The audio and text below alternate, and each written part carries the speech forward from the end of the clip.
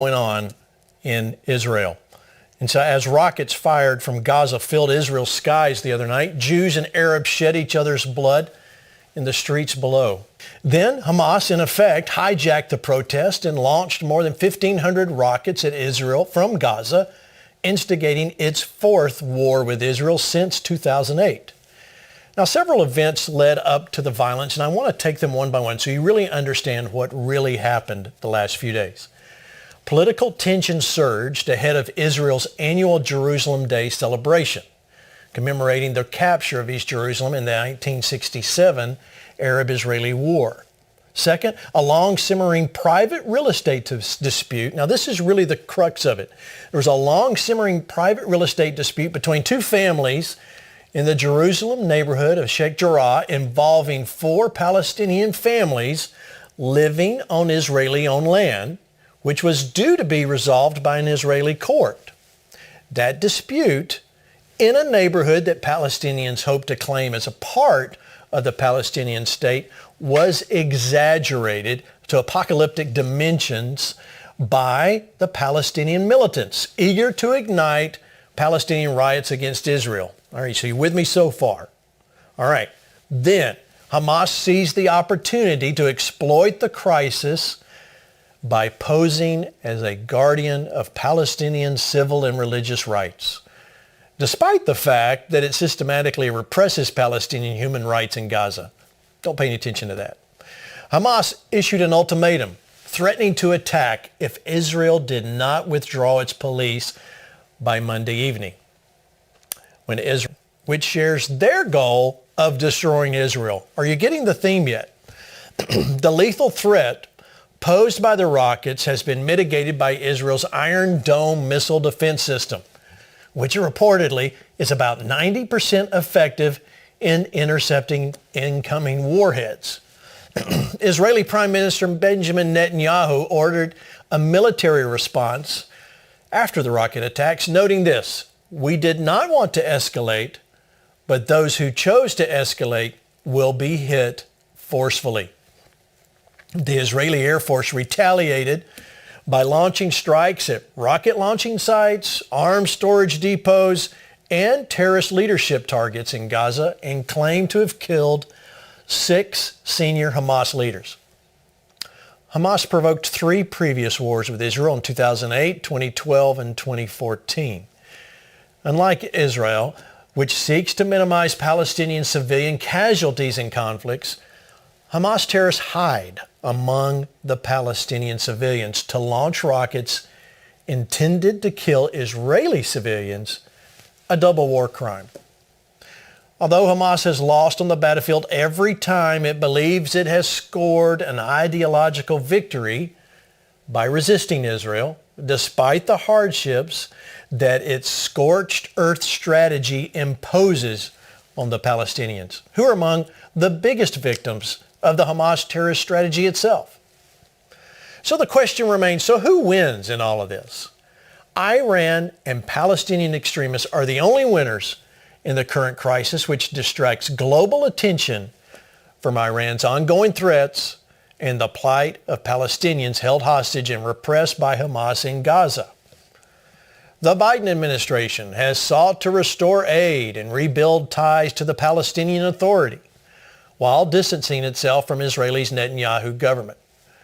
This has emboldened the Palestinian militants who hope to further isolate Israel. Are you with me so far? Here's where we're at. Washington must rethink this approach.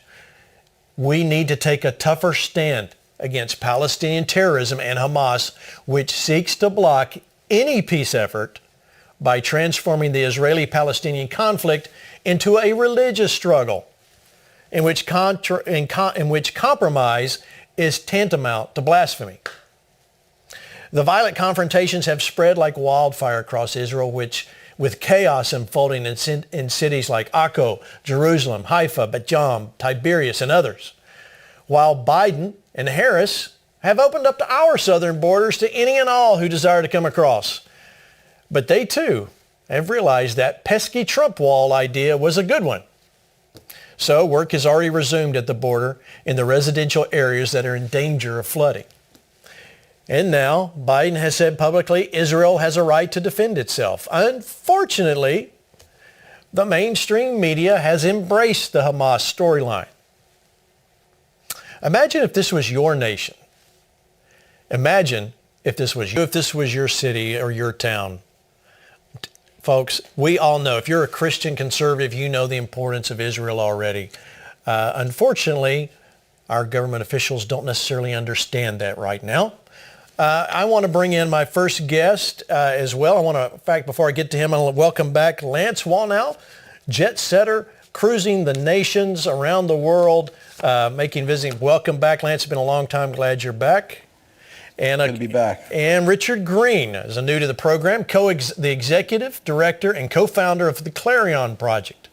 It's a nonprofit, nonpartisan organization whose mission is to expose and reduce the threats of terrorism and extremism by funding nationally acclaimed documentaries. Clarion Project's helping Americans understand the realities of the current situation, a reality the mainstream media is not adequately covering. 2017, Green founded the Clarion Intelligence Network, which fills a crucial gap in national security by monitoring and exposing extremist threats to law enforcement. Richard is also a rabbi, sought-after speaker. Richard, thank you. Welcome to the program. Glad you're here. Thank you so much. What an amazing platform. And I have to tell you, if anyone wants to find the best synopsis of what's happening in Israel, they should just replay what you just said. That was truly fantastic. Thank you. Thank you very much. I hope the producers, are you guys listening to that? Okay, got it. Lance, let me go to you first here. The whole Israel thing and what's happening with Hamas, what do you think? I want you to comment on that, but I want to know your opinion on how this is going to affect what's happening in politics in D.C. with Biden and Harris. Yeah, and this is the big connection that we don't want to miss. It was the sanctions that Donald Trump had on Iran were having their effect.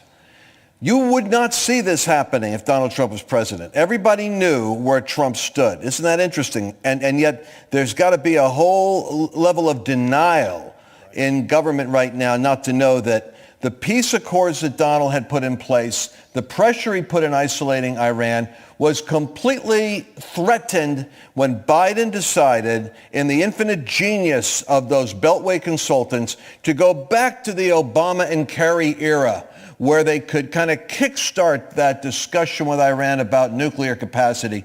And what they did was, in releasing the sanctions, they put no condition on this. I mean, it was like Trump said. He said, even if you were going to try to be spiteful to me, he said, at least get something out of the deal. What did they get out of it? Nothing, except a resurgence of funding and resolve to test the weakness and confusion of American foreign policy and hopefully create enough incendiary subject matter between the Jews and the Arabs so as to make the nations that are in agreement with Israel start to back up awkwardly because of the conflict. Well, and as Obama era, we saw hundreds of millions of dollars cash shipped on pallets over to Iran. This is, in essence, we're just reliving the past. Sir, do you agree? It's crazy. And it's not only crazy in that sense, but you've got the threat of Hezbollah, who is also tied into Iran. And on the Lebanon side, right. The Hamas has fortunately, even though they have released, over 1,000 of these missiles, even dropping them on their own people, they could care less about the casualties. If Hezbollah gets involved, they have better, more sophisticated equipment. And then the thing starts to expand into a scenario that nobody wants, which is war in the Middle East on these different fronts. And this is all thanks to the goofy foreign policy initiatives that had to mess up what was already working. And that's the part that we should not forget, because this is the opposite of stability in the world. This is the introduction of anarchy because of America's failed leadership. Amen. I agree. So many things have happened in just a few short months. Let me bring Richard back in here. Richard, I want to talk to you first. Before we get to some of the documentaries that you've produced, I want to talk to you about, you lived in Israel. Those of us here in the West, it's hard for us to understand because we're looking at a neighborhood dispute gone bad. Granted, it's been going on for years, but this whole thing it's overwhelming to kind of like, really? This is what's going on? Help the Americans watching tonight that are sitting there with their hands up and their mouths open trying to understand it. From an Israeli perspective, what's going on? This has nothing to do with what is happening in Sheikh Jarrah, or otherwise known as Shimon HaTzadik. Nothing. This has everything to do with the Palestinians wanting to eradicate Israel because they've never accepted that it should be there. This is not a neighborhood dispute. This is an excuse for the PA and Hamas to hurt, kill, and maim Jews who are living in the only Jewish state in the world. Yeah. Now, in that area, there are 22 Arab states. I wish them all well. I wish them to prosper. And I wish they would wish the same of my people. Unfortunately, they do not. The PA knew that they were in trouble in this next election. They postponed it. When they postponed it, they did exactly, took the exact methodology that Arafat had taken. Instead of looking internally in themselves and saying, why were we going to lose this election to Hamas? Instead of doing that, they decided to lash out at Israel, killing our children and our civilians, because that is how they can coalesce their base. It's a horrible move. It's one that is immoral and inexcusable. It is one that we should not allow to happen. Yeah, amen. I want to get, recently on Victory News, we had Consul General of Israel, Gilda Katz, on, and I thought, I wanted you to see exactly what he had to say about what was happening. Go ahead. Israel is now in its already third day of, I would say, a large military scale against the Palestinian terror organization Hamas in the Gaza Strip. They have launched in the last 48 hours over 1,500 missiles. Now, if you take that into hours, that is around every hour about 60 rockets. That means almost every minute, every single minute they launch a rocket, meaning from the minute I started speaking to you in this interview, they've launched already 2 missiles on Israeli towns, villages, wanting to just gain one thing, to kill Israeli civilians, innocent civilians. That is what terror means, and we will not allow that to happen. We will strike, and we will continue to strike the Hamas until they will be on their knees. I am not only committed to do so, we are proud. The Hamas are deliberately violating 2 crime wars. 2 crime wars. The first crime war is by launching their missiles, the rockets, from a populated area. That means they endanger the people that live in their neighborhood. These are their brothers, sisters, cousins, friends, you name it. They deliberately launch those missiles from inside streets, schools, playgrounds, and this is a crime war. It is a crime war, and I hope you understand it better. I want to move just a little bit. Lance, we've talked about the 7 mountains. You were the first to really bring it to the forefront. This is really where we're moving next, and is we've really been living out the mountain of media or entertainment where we've missed it as Christians and believers. And conservatives, that we've really missed it. And this really, what we've seen the last year and a half, really exposes just how much we've missed it, doesn't it? Yeah, it really is amazing. 10 years ago when I started saying we have to look at the mountain of entertainment, academia, and media, because culture will be shaped by those forces, and then culture will eventually show up in elections. And so that's what we've got now. But what really, I think for people of faith that are watching this, what really makes us sit back is a connection we can make that most conservative media analysts can't. And that is that Israel and the United States have a unique spiritual relationship. It was Israel began its Zionist meetings about forming a nation in the 1906-1908 period of time when Azusa Street took place, which is our Pentecostal movement. 1947, 48, they become a nation, and we have our great revivals that happened in the United States. 1967, they regained control of Jerusalem at the inception of the great charismatic movement that happened in the West. And so here we are with Donald Trump coming along, which I coined the idea that he was a modern-day Cyrus, and he recognizes Jerusalem as the capital of the nation. And you have to see that what the Palestinians want to do is they want to defy that. The global community would like to defy that. They would like to carve up Jerusalem so that it's the eastern portion is part of a Palestinian area, etc. And so a lot of what you're seeing here is the deception in the news media that would release lawlessness in the United States to steal righteous leadership from office.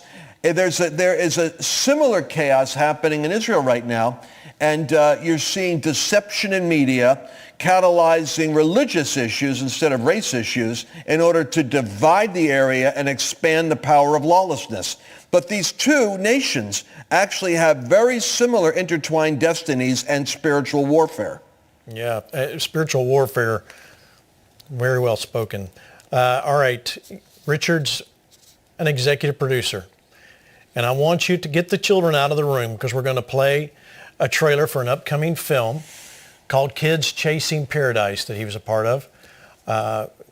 It's something you don't want to see. Kids Chasing Paradise, Richard, just the trailer itself is disturbing to every American sitting at home watching children, because I know they're thinking of their own children or grandchildren watching this. Tell us a little bit more about this film and when we can see it. Yeah, so number one is everyone should go to clarionproject.org, sign up for our newsletter, and when this goes into formal release, or at least onto more platforms, we will let you know. We would love for your audience to be able to watch this film. It's incredibly impactful. The film itself, the reason we decided to make the film was because the simple fact that so many terrorists are using their children to do acts of terrorism was something that hasn't been understood completely by the Western populace, by us Americans. We wanted to make a film in which we showed this happening. The way we did it was by interviewing ex-ISIS fighters who were reformed, by interviewing mothers of ISIS fighters whose children who were Christian, had converted to Islam, died fighting for ISIS, and Muslims who were born Muslims but died fighting for ISIS. Now, the way we did it was what was particularly interesting, because not only did we have ex-ISIS members and other important figures discussing what was going on, but we also infiltrated two terrorist training camps, one in Gaza and one in Iraq. And our film team interviewed children who were being radicalized. And when I say radicalized, I mean were being taught how to murder Jews and non-Jews alike when they were as young as 5 and as old as 17. Many of the people who we interviewed have since then went onto the fighting field and have presumably, indeed died or killed, or perhaps even both, many of our kin.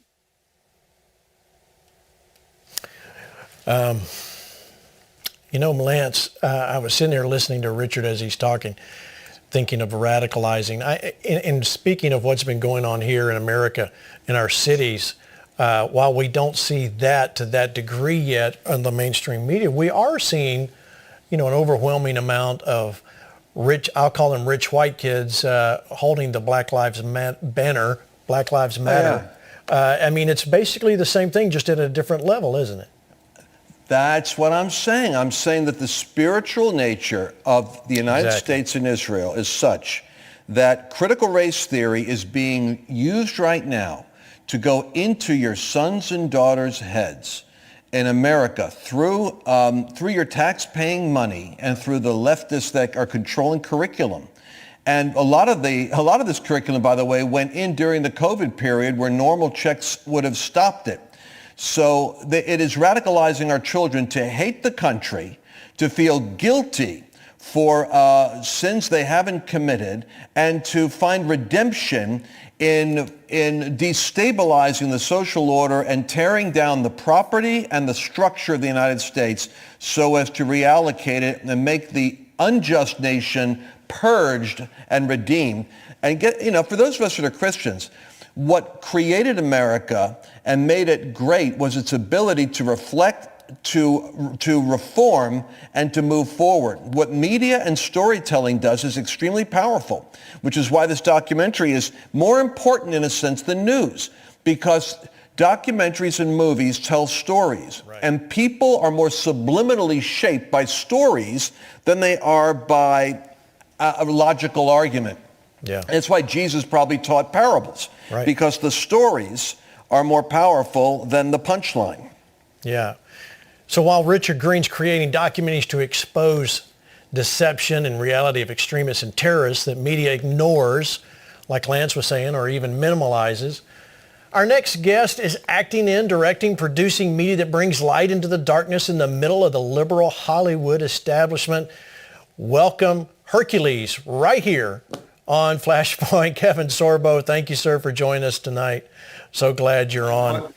My pleasure. It's good to be here. Good to meet you the other night as well. Yeah, and it's been quite a ride here. We're glad. You've been a driving force in Hollywood for over 3 decades, Kevin, and of course I mentioned Hercules, but I want to kind of get just a little bit, before we get into some of the films you're doing, I want to get a little bit of your story. I mean, I'm sure there are some that have seen your movies, and we're going to play some clips in a little bit, but I want people to know if you can, in a short amount of time, tell them your story. Were you always a believer in Hollywood, or did something happen? Tell us what happened. No, I've been a believer all my whole life. Grew up in a little town just outside of Minneapolis, about 25 miles west, a Lutheran church I grew up in. Parents were always strong believers, strong Christians. My father passed away about 8 years ago. My mom's still around at 89, but she's a woman of faith. And, it's just always been with me. And they instilled I'm the fourth of 5 kids, and they instilled all of us, hard work ethics, morality, values, all those things. And they kind of stuck with me my whole life, and it stuck with everybody in my family as well. Well, in 97, I saw that you suffered 3 strokes while you were playing the role of Hercules. What happened? Well, it was near the end of season 5 in the series. I was having all kinds of problems with my left arm and couldn't quite figure what was going on. The fingers in this hand were numb. And, I was doing all my own stunts because my ego said that I could. And I just never really paid much attention to it until I got back to America to do some promotional work on a movie I had coming up for Universal Studios, and went to see my doctor, and they found a lump way up here in my left subclavicle. And he said, we're going to have to do a biopsy on that. And before I did that, I went to my chiropractor, who's never, ever, ever cracked my neck. And I heard a voice warning me multiple times while he's working on me, don't let him crack your neck, which I thought was really weird. And all of a sudden, he cracked my neck for the first time in 8 years. And that crack forced the aneurysm to open up even more and sent a number of clots into my brain. It took me 3 years to fully recover. It took me 4 months to really learn to walk and balance again. And it was a long road. And, it was, I've always had faith, but it was the first time I ever really needed faith in my life, because that was quite a huge roadblock for me to have to hurdle over. And with the help of my wife, who was my fiance at the time, and I think my struggles with God, wondering why this happened to me, I was able to get through everything. And I think a lot of it came from that faith and from the help I had from my fiance at the time, who's my wife now. Yeah, and listen, I don't know. I like you, Kevin, but listen, I really enjoyed hearing Sam the other night. She's the real jewel there. You're okay, but she's the real deal, and you're gonna get to meet her. I know that. Yeah, we're gonna have her on as well. She's great. I want to talk about more about what Kevin's doing, but I got to take a break for all of our syndication group. So we're going to take a quick break. We'll be right back to see some of the films that Kevin's working on. We'll be right back.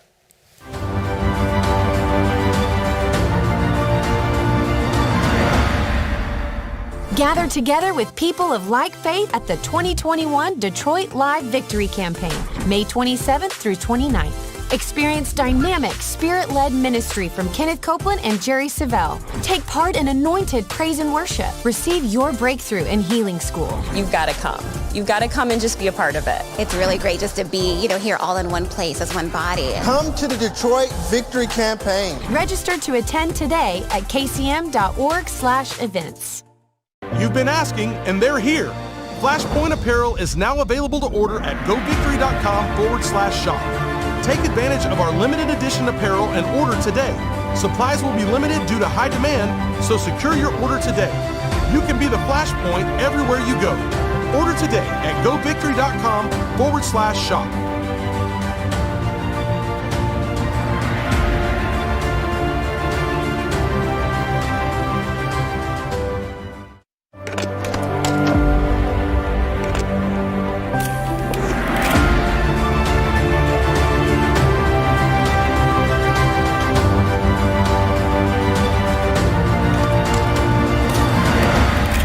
All right, we're back with the second half of Flashpoint. Now listen, I know you saw the spot there. Get your Flashpoint t-shirt, all the stuff that's still on the website. It's got the American flag on it, and of course a Flashpoint hat. Soon to be seen somewhere on Kevin Sorbo's head. You'll see that shot right there.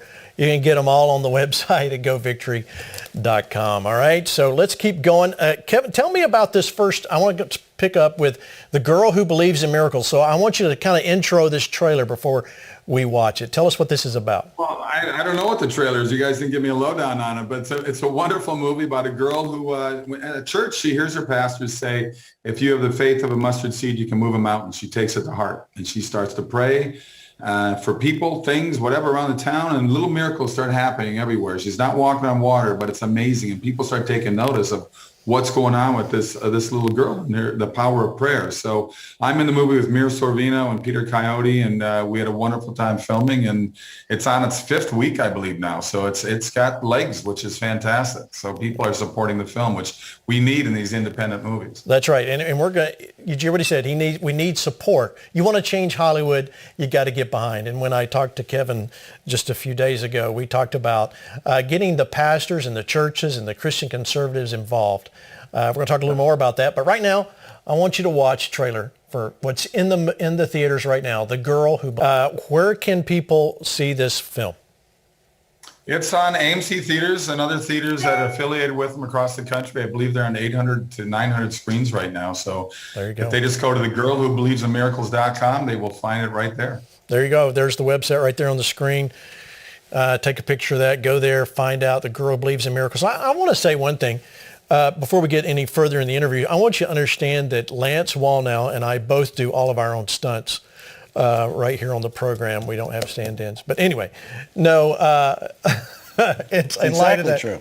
It's true. I'm not one to brag, but there we are. The thing I enjoyed about that film, just the trailer, is the girl, you didn't make her out to be some religious phenom that was walking around spouting scripture. And I think that's where we've kind of made our mistake in the past on some of these Christian films that have been out there. But you took a different route with this. Well, I've been fortunate to be on a good run with a lot of great movies. It really started with What If, that Dallas Jenkins directed. He's now doing the Chosen miniseries. I highly recommend it. I mean, I've done over 60 movies in my life, and I would put What If in my top 3. It's the same writers who did God's Not Dead. We all know how big God's Not Dead blew up. But, I've been a part of Soul Surfer, Let There Be Light. I've got not only this one, I've got One Nation Under God that opens up in theaters in July, and another one I directed called Miracle in East Texas, true story set in 1930. I directed that along with Lou Gossett Jr. and John Ratzenberger. And I've been very fortunate to have more and more of these amazing movies. And I think the last 10 years, they've been good. But you're not wrong with what you said earlier about a lot of faith-based movies came, look pretty cheesy. Production value didn't look great, but that's a whole different world out there right now because these things look just as good as anything out there. And people want to work. And I'll tell you something, people are starving for this. You mentioned Hercules earlier. I travel a lot, going through airports. It used to be Hercules, Andromeda, my 2 series. 80% of the time now, people say, please make more movies, Soul Surfer and Let There Be Light. We need more like that. But I'm telling you, we need to support these movies because politics runs downstream from culture. Who runs the culture? Hollywood does. And you see the movies that they put out, guys. You see what they're doing out there. And we need more movies that have love and faith and hope and redemption and laughter because they're just not out there right now. And we're the ones who are doing it. And if you don't support these movies, they'll be out of theaters because trust me, AMC doesn't care what they show. They want to fill seats and sell popcorn and sodas. You guys need to show up and be part of the movement to make all these movies become a hit. Yeah, you're absolutely right, Kevin. And I think what you touched on something that for many years, showing my age now, that we vilified the movie industry as not wanting to show anything that had a heart or anything much less that was Christian. We didn't make good movies and we didn't give them anything to deal with. They're out to make money. And so that's what this is doing. All right, Lance, before I show this next clip, go ahead. I had a question for you, Kevin. You mentioned something coming up called One Nation Under God. What's that all about? It's a high school drama. I play a teacher at this high school that has has a debate class after school. And we get a number of students to come in there. And I kind of trick them into this because I'm the one who wants to put that back into our Pledge of Allegiance in our school. So we have a debate about the Pledge of Allegiance. And we have the side. Really, we pick a side of people that are against it and a side of students that are for it because I want them to battle it out. Normally in a debate, you want to mix it up. But here, in this case, I wanted to have as many strong arguments as we could possibly get for putting that back in our Pledge of Allegiance. And I think it's high time we did that. Yeah, excellent. All right, I'm going to play a clip. Many of you have seen this. Many of you have seen this, but if you've got some unbelievers, listen, Kevin does a great job of being just a really good bad guy. Watch this quick piece. And you're a bad guy. You know what's interesting? At the end of that movie, they show 28 court cases. And that's just a small list of this actually going on in universities. I do a lot of speaking events, and I usually start with a joke when I say a college atheist philosophy professor. And I go, oh, I'm sorry, that's redundant. A college professor, because that pretty much covers it right there. And this is what's going on our campuses. And we know it's even starting as low as grade school now where this indoctrination camp is happening. And it's unbelievable. And I can't understand why. Because I'm sure when you were in college and I was in college, when I took math or a business class, that's what they taught. Nobody told me how to vote. Nobody told me what to believe in or not believe in.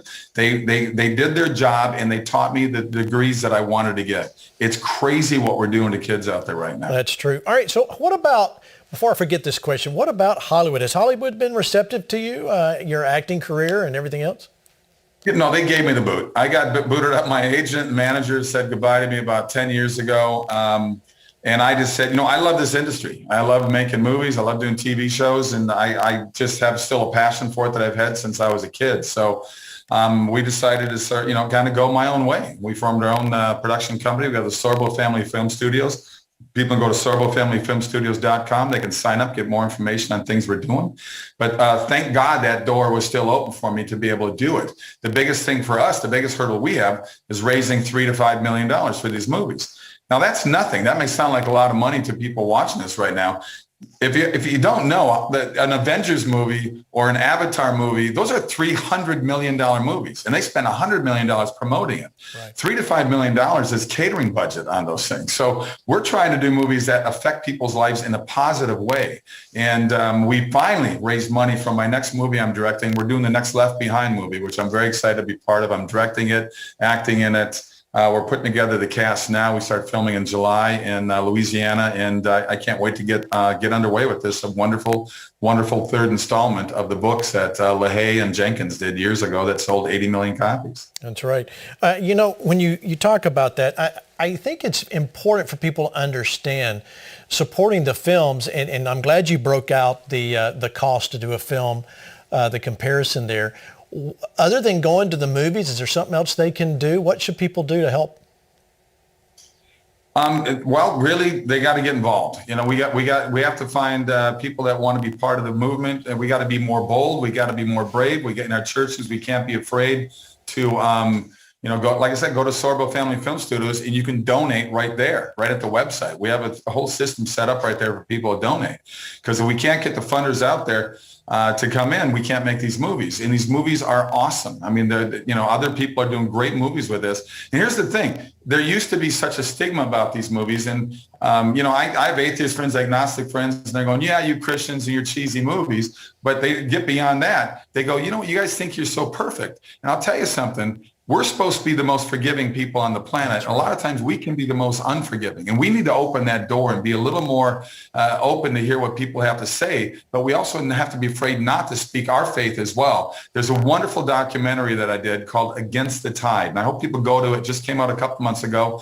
AgainstTheTide.movie. I spent 3 weeks in Oxford, England, and 2 weeks in Israel with retired math professor John Lennox. And John Lennox is an apologist. He's debated Dawkins and Singer and Hitchens and all these atheists. And he's amazing. And it's it's about, finding God in the age of science. Well, there, you put it up right there. That's awesome. So I hope people will check this out, because John is, he's just an incredible man. And I call it apologetics for dummies like me. So it's worthwhile watching this thing. Take notes while you're watching, to get some bullet points down and defend your faith. And let's start making more and more movies that show Christians that we're not idiots, like Hollywood wants to point out. If you're conservative, you're always the idiot in the movies as well. Yeah, and true. They're winning the battle right now, and we need to fight this battle.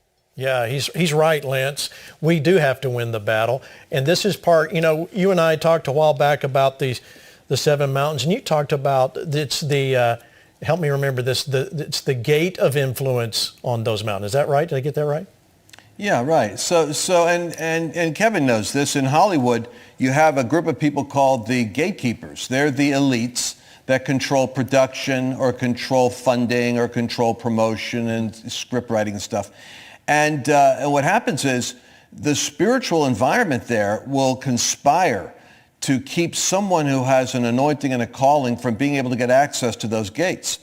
But as somebody like Kevin proves, if you have a calling and you're persistent, then over time you can find the gatekeepers who actually have the funds. And I would say that this is what we have to really look at. We have Christians that have wealth in America, and they need to be looking at the return on investment that comes when you invest in a movie that is not only representing Christians to the world that watches it, but is giving Christians a vision for who they can be and what they can do in terms of the characters that are played. I think the idea with Against the Tide and One Nation Under God, I think there's pent-up demand in the Christian community for the apologists, for the arguments, for the way to position ourselves so that we can tell stories and debate the truth far more confidently. Yeah, all right. So I want to put up Kevin's website, the Sorbo Family Films, because that's the one you need to write down. We're going to leave that up here for just a minute. But I want to play, I can't leave this program, and we know we got a few minutes, but you got to watch this clip because it's Texas. Watch this clip of a movie, Miracle. And there you go, Miracle in East Texas. Kevin, a con man gets a conscience. You know what? It's going to open in theaters in August. I hope people show up. We were in 10 film festivals that won everything from best romantic comedy, judge's favorite, audience favorite, best faith-based film. I love it. I put it in the vein of Blindside or even Green Book, where the faith element is there, but it's not in your face. Like, you better be a Christian, you're going to hell. So it's these movies that are going to sneak up on people. That I don't want to just preach to the choir. I want the choir to support my movies, but I want to do movies that bring in everybody. And this is a true story set in 1930 about these two con men that would woo widows out of the money and fake oil wells, and they actually strike oil by mistake. Yeah, well, it looks fun, looks entertaining. I like it. It's East Texas, so who can't help it? And there is a lot of flat in Texas, but there's a lot of other stuff too. So don't judge Texas that way. That's true. That's true. All right. So Lance, we have got to. I mean, you can say the first half of this program was, it was talking about the Israel and the disaster, what's going on in there. Yet we see the power of a documentary and the films that Clarion Project has done. It's changing what people think. And this is exactly what Kevin's doing with Sorbo Family Films. I mean, you're changing what people think, sneaking up on them in some films and being more blunt in others. Well, I think we ought to just... Oh, go ahead. No, I was going to say, I think we ought to be like super spreaders in the spiritual sense about great movies like this. Because, the advertising does serve a purpose. When you got $100 million, it increases market awareness. But we have, we have our own tribe. And there's 40 million of us in the United States that share a similar faith. We really need to get the story about these movies out there and put some buzz on it. So, Kevin, I'm going to be working on that, and Gene also, so that we can get viewership and people talking about them. Yeah, we're going to do our part there, Kevin. I love that, guys. I got to throw in, I'm heading out to Guthrie, Oklahoma pretty soon. Same city we shot The Girl Who Believes in Miracles. I have 1 week left on the Ronald Reagan movie, titled Reagan. Dennis Quaid is playing Reagan. I'm playing his pastor. And then from there, I'm flying to Israel. I know a lot of stuff is going on there right now, but I'm doing a documentary on an archaeological dig where they found the oldest temple yet. And so we're doing a documentary on that archaeological dig. Wow. And then I come back home to the States and I start filming Left Behind. So I'm staying busy this summer. You are a busy man. I'm still doing stuff that people will want to come watch. All right, SorboFamilyFilmStudios.com. Find out everything going on. Support it. Come on, Flashpoint Army, you know what you need to do. You got to support this. And that's what we're all about. All right, listen, but you got to watch Tuesday, May 18th, because the real deal's coming on. Sam Sorbo is going to be here, and we're going to find out what Kevin's really like as she comes and tells us what's happening. And you're going to make sure you're a part of us right here next Tuesday. Before we go, Lance, well, you know what? I want to talk about one other film that was really ended up being I think you narrated it, Kevin, and that's Before the Wrath. Do we have a clip of that or a picture? There, put the photo up there. There's Before the Wrath. Tell people a little bit about that film, Kevin. It's incredible. I mean, I'm doing more and more of these documentaries later. Actually, my first one I did with Tim Mahoney, it was evidence proof of Exodus. Exodus proof of evidence that I did for Tim Mahoney. It was like through archaeological digs, he spent 10 years to prove that the Exodus actually happened. And that opened the door for me to do more of these things. This is an incredible documentary looking at the book of Revelation. And it mixes current scholars, pastors, priests, rabbis, and everybody talking about, their viewpoint on that, mixed with what was happening during Jesus's time. So it's a wonderful sort of movie/documentary that I hope people check out. It was the #1 documentary on Amazon for about 5 straight months. I believe it's still in the top 5. It's Before the Wrath. And I'm working on another one with those same guys, Brent Miller's company. And we just finished filming, and I'll be there while the editing goes on. I'll be putting a narration together for me. And it's going to be on the Last Supper with the focus on the disciples. Wow. Which is going to be looking forward to that as well. Kevin, thanks for being on. We want you back. We want to hear what's going on. Let's stay in touch so we can help spread the word about entertainment and what's happening in our nation. You need to be a part. I want to shift here. We'll let you go, Kevin. Thanks for joining us. I want to kind of shift a little bit here into the last 5 minutes here, Lance, about what's going on before we leave, before what's going on in Arizona. In fact, I want to play this quick clip from Representative Fincham about the audit update. All right, so watch this. Representative Mark Fincham, play it. We are looking at the idea that ballots, the number of ballots, the ballot count in a box, in a number of boxes, is off by as much as 17%. That's a big number when you try to compare the number of ballots in a box with the tally sheet that is also in the box. Bags that hold the ballots, quite frankly, they're to protect the ballots. They were supposed to be sealed. In many cases, the seals have been broken and placed in the bottom of the box. We're not quite sure what is up with that. And then finally, maybe one of the most disturbing things is a week before the machines were delivered to the Veterans Coliseum for the inspection and examination, data files were erased. Okay, you have now just gone down the path where we were assuming that there could be incompetence. We are now moving in the direction of criminality. That is a crime to eliminate voting records prior to 22 months after the election. That was Mark Fincham, Representative Mark Fincham from Arizona, there on Victory News earlier. Lance, I mean, it seems, is it true? It feels like Arizona, this audit, if they come out with something, could be the first domino to fall. There's no doubt about it. I mean, you had a margin of, 10,000 votes. And that 10,000 is going to be swallowed up. 17%. You have 2 million votes, I think, in Maricopa County. Right. So if they're already off by 17%, there's going to be a reversal there.